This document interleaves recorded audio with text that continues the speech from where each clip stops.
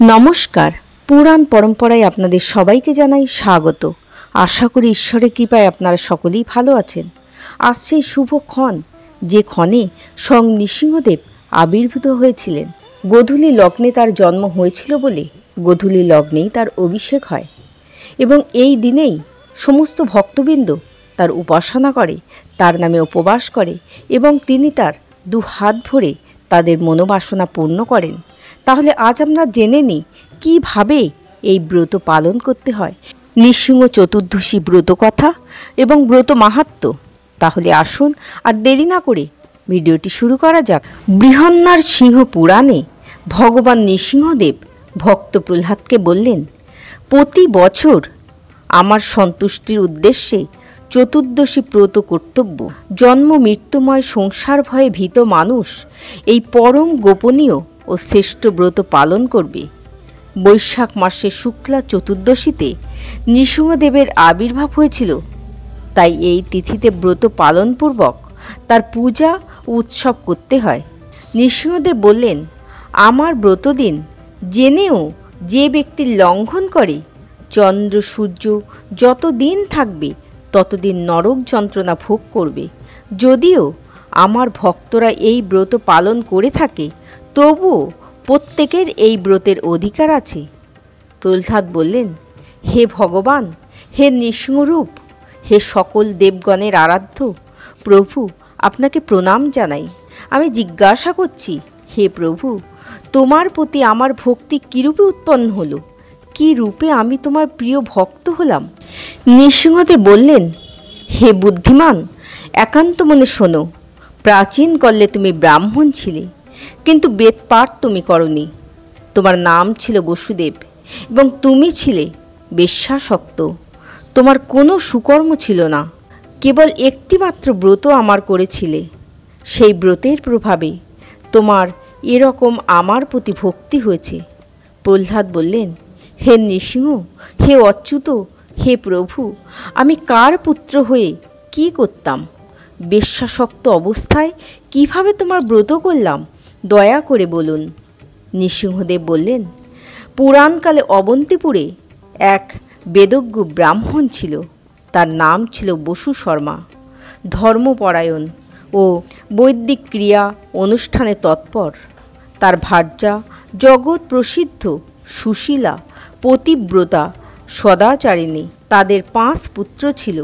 4 জন ছিল সদাচারী, বিদ্বান, পিতৃভক্ত, কিন্তু কনিষ্ঠ পুত্র ছিল অসদাচারী, সদা বিশ্বাসক্ত, সুরাপায়ী। সেই কনিষ্ঠ পুত্রটি ছিলে তুমি। নিত্যবেশ্যা গৃহেই তুমি বসবাস করতে।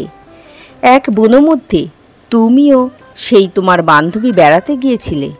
তোমরা মনে করেছিলে দিনটা বেশ ভালোই কাটবে, কিন্তু তোমাদের নিজেদের মধ্যে চরিত্র বিষয়ে বিশেষ রকম কলহ বেঁধে যায়। তোমাদের মধ্যে মনোমালিন্যের কারণে মৌনভাবে তোমরা আলাদাভাবে একটি স্থানে এসে বসেছিলে। সেখানে তুমি অতি পুরনো ধ্বংসাবশেষ গৃহ নিদর্শনস্বরূপ কিছু ইট পাথর দেখেছিলে। সেই নির্জন স্থানে আলাদাভাবে উপবেশন করে তোমরা দুজন ক্রন্দন করছিলে।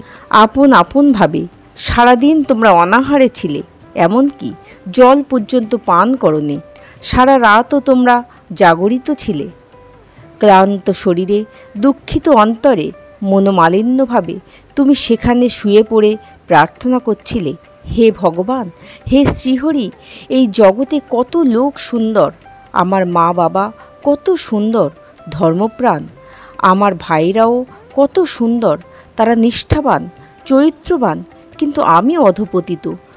আমি মহামন্দমতী, আমি চরিত্রহীন, পথের পাগলের চেয়েও অধম।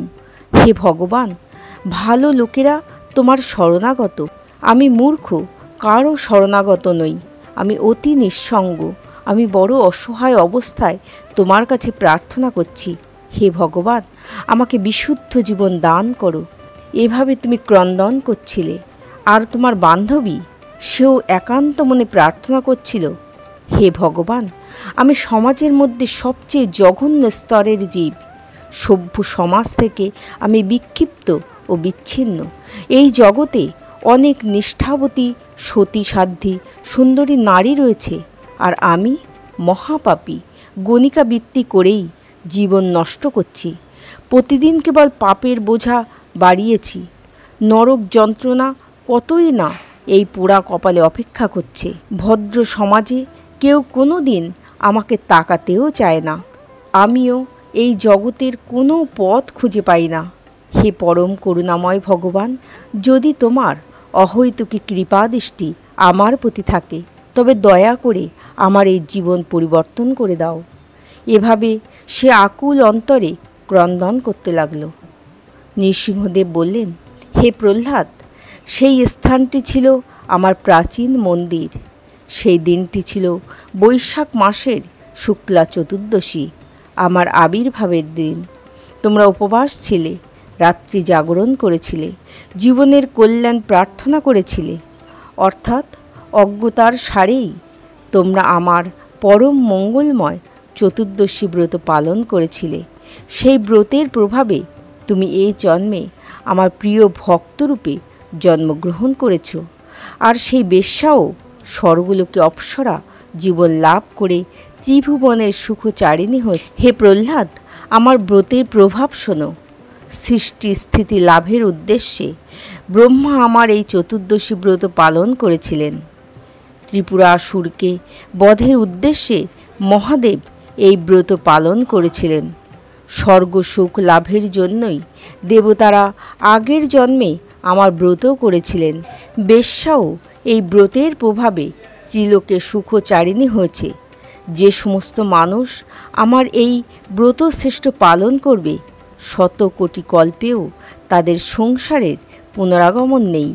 আমার ব্রতের প্রভাবে অপুত্রক ভক্তপুত্র লাভ করে, দরিদ্র ধনশালী হয়, তেজস্কামী তেজ লাভ করে, রাজ্যকামী রাজ্য পায়, আয়ুষ্কামী দীর্ঘায়ু লাভ করে। স্ত্রী লোকেরা আমার এই চতুর্দশী ব্রত পালন করলে ভাগ্যবতী হয়।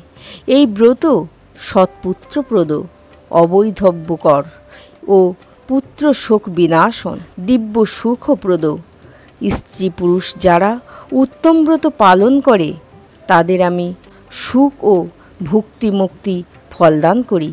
হে প্রহ্লাদ, দুরাত্মাদের আমার ব্রত পালনে মতি হয় না, পাপ কর্মই সর্বদা তাদের মতি।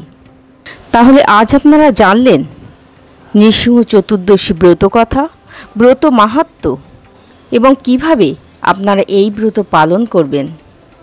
এবং ব্রত পালনের শেষে অবশ্যই পরদিন পালন করবেন। তাহলে আজ এই পর্যন্ত। সকলে ভালো থাকুন, সুস্থ থাকুন।